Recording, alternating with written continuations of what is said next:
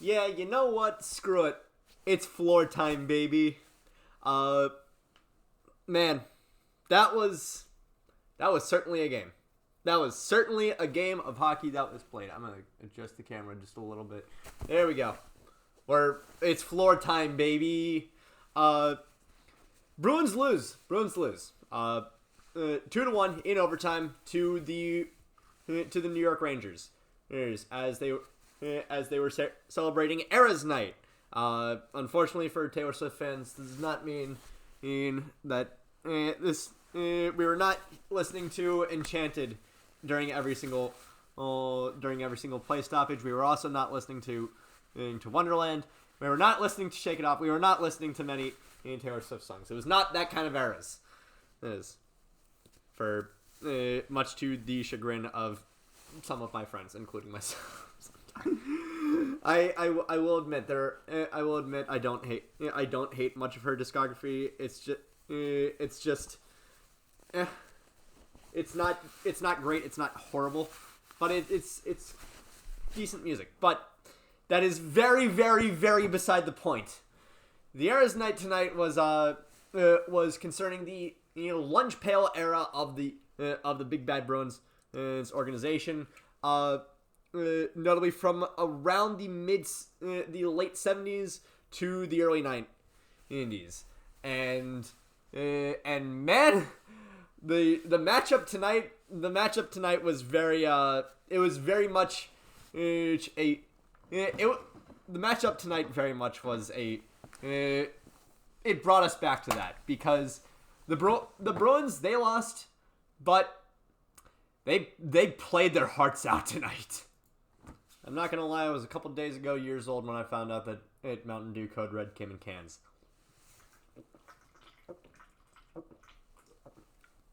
Man, I deserve that. But Bruins lost. Vincent Trocheck, 2 goals tonight. Trent Frederick, 1 goal tonight. It kind of sucks. It kind of sucks that the Bruins lost. But you know what? Being real, I had spent 36 hours over the last 72 grinding away at a final for media and politics, an 11-page monstrosity that I turned in at 11:59, and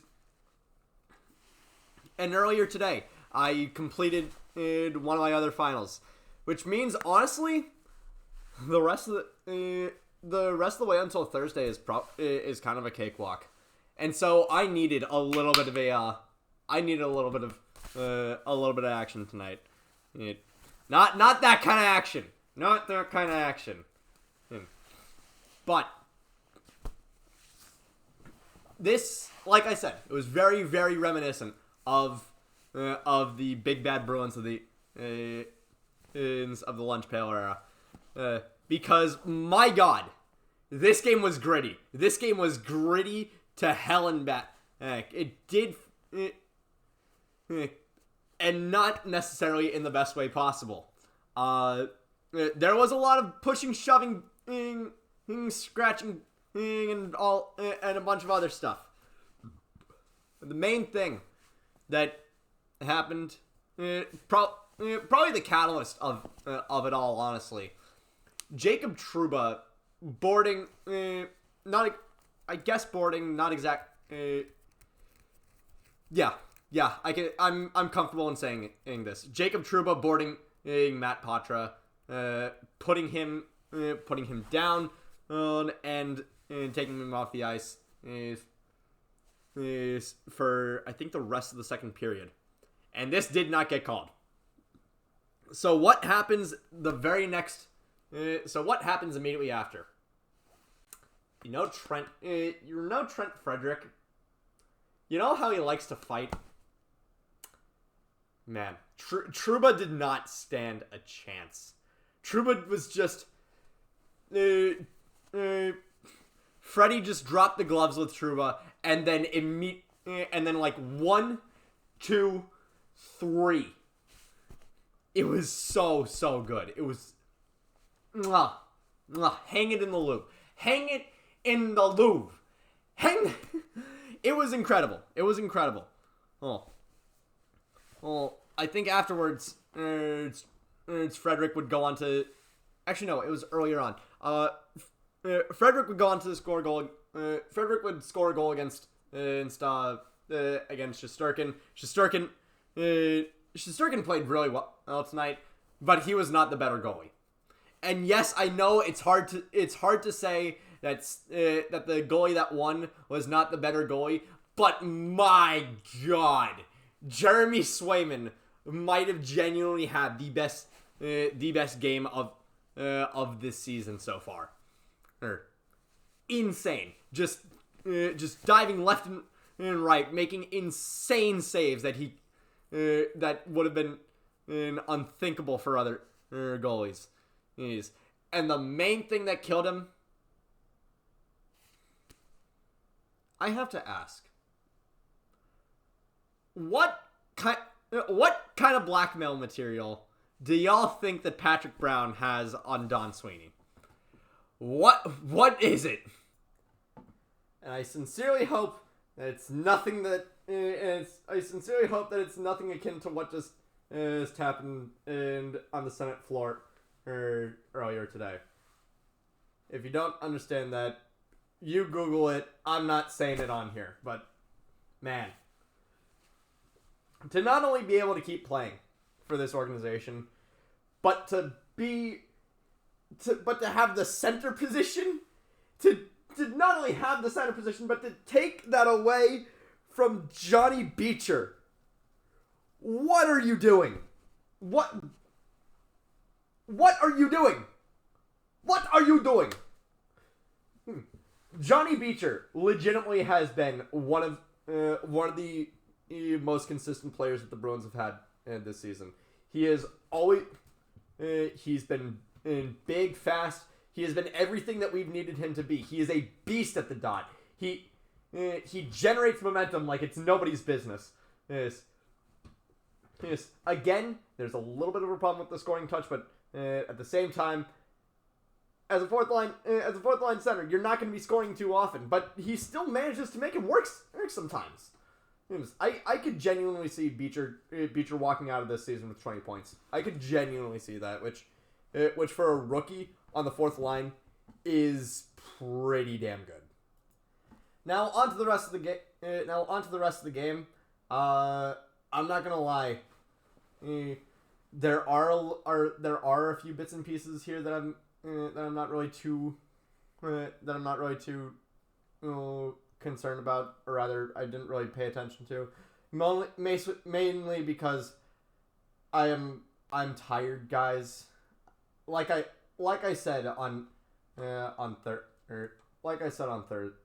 Wednesday or whenever the hell it was, I am tired. I have put so much goddamn elbow grease into this semester, and it's over. It's almost at its end. I could smell the finish line from here. I'm sorry that this is turning into a ranting session about college, but my God, I can't believe it. Fucking 18 credits this semester, and I demolished it. Hey Logan, how are you? I'm good. Anyway, the Pasternak call. The Pasternak call. So Pasternak, first of all, checking Ryan Lindgren into the ref on the first time around, incredible. That is Bruins hockey. That is Bruins versus Rangers. That is what happens between these two teams. You are very, very gritty. It's either a very high scoring affair or it is very much a grind game. But either way, you are at each other's throats the entire time. And sometimes you throw each other into the refs and they don't see it. They don't freaking see it. much like the rep, did not see Jacob Trouba freaking boarding Matt Patra. But it's okay, because what they did see was Pastrnak boarding Ryan Lindgren. And this was bad enough to where Pastrnak would end up getting not only a 5-minute major, but also he would end up getting a game misconduct for this. And yeah, that really sucks. Thanks. Because that happened at near the end of the second period, and we still had 20 minutes of hockey left, and we probably could have used a little bit of a little bit of an offensive kick. It didn't materialize. The Rangers would end up scoring with a blast from Trocheck up the middle. Man, I've always liked Vincent Trocheck. I think that he's always been reliable, and he's stayed that way for the Rangers. I'm happy that he's doing well, but god damn it, why did it have to be against us? Yes. We go from and like through the entire third period, it is a very, very chippy affair. Actually, it turns out that the majority of penalties were in the second period. You want to know how bad this game was for penalties? Bruins served half an hour in the box. We served 30 penalty minutes. It's in the second period. We have Pastrnak going for high sticking against Alexis Lafreniere. Frederick for fighting Jacob Trouba, deserved by the way. Heinen for slashing Adam Fox. Pastrnak getting Pastrnak's 5-minute game misconduct for boarding against Ryan Lindgren. And man, Jesus. And look, is it good to be taking this many penalties? No. Is it good to let the Rangers get to us this much? No. Is it good that we lost this game? No. But honestly, showing this much fight, showing this much grit and sandpaper is what I watched this team for. I watched this team because this is their identity. This is crucial to who the Bruins are. They like this style of play is so part of the is as much of a part to the identity of the Boston Bruins as the fucking Lahaj is to my existence.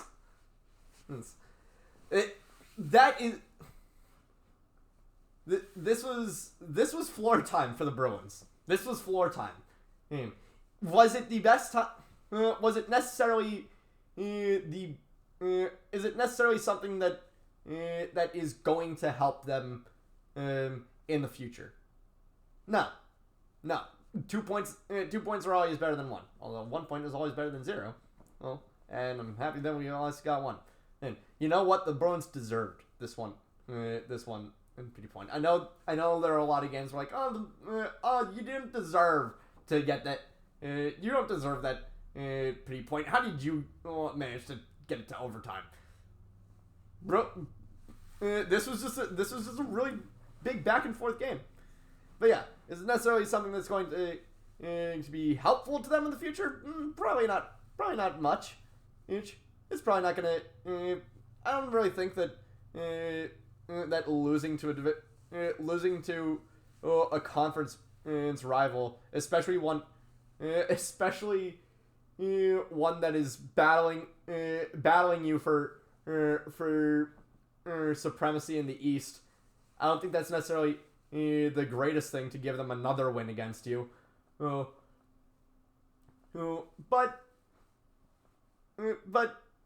they deserve to have a game where they just let their hair down and go to town on another team. They deserved it, and to do it on lunch pail on Lunch Pail Era Night, it's a pretty good time to do it. And you know what? I don't fault them. It was a really good effort all around, except for Patrick Brown on the fourth line.